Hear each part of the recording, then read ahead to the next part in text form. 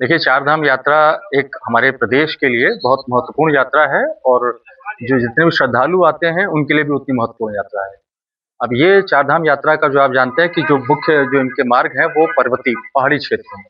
तो हम ये सुनिश्चित करते हैं कि जो बाहर से गाड़ी लोग आते हैं, वो पहाड़ी मार्गों पर अपनी गाड़ी चलाने के बजाय वो टैक्सी या बस में चलना प्रेफ़र करते हैं।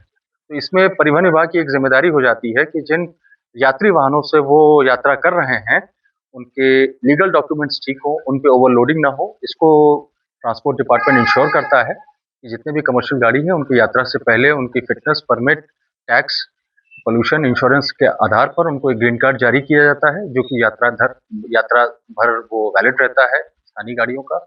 इसके साथ-साथ जब गाड़ियाँ जाती हैं यहाँ से, तो हमारे पास जो जो फुटहिल्स हैं, वहाँ पे ऋषिकेश और देहरादून में हमने कुछ अस्थायी चेक पोस्ट बनाते हैं, जिसमें कि हम लोग उन गाड़ियों के पेपर्स को चेक करते हैं बहुत कम समय में और ये सुनिश्चित करते हैं कि उसमें कोई ओवरलोडिंग ना हो।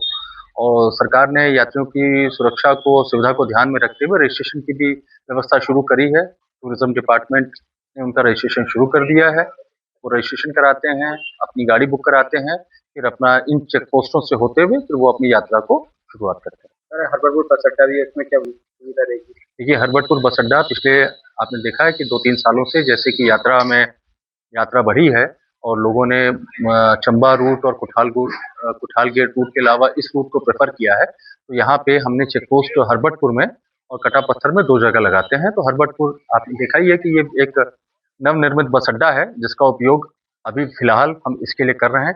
तो जो देहरादून, हरिद्वार क्षेत्र से जो गाड़ियाँ आती हैं, वो यहाँ पे अपना आराम से रुक भी जाती हैं, उनके पेपर्स भी चेक हो जाते हैं और प्रशासन के द्वारा उन यात्रियों की सुविधा रुकने के लिए सारे इंतज़ाम किए जाते हैं, जिसमें जर्मन हैंगर लगता है, कूलर्स लगते हैं, वाटर कूलर लगते हैं, पब्लिक टॉयलेट्स लगते हैं, साफ-सफाई होती है, प्रकाश की व्यवस्था है, सारी व्यवस्था और इवेन पिछली बार तो यहाँ पे एक सुविधाजनक उनके लिए रेट्स पर एक कैंटीन का भी संचालन किया गया था, कि जिसमें यात्रियों को कोई परेशानी ना हो।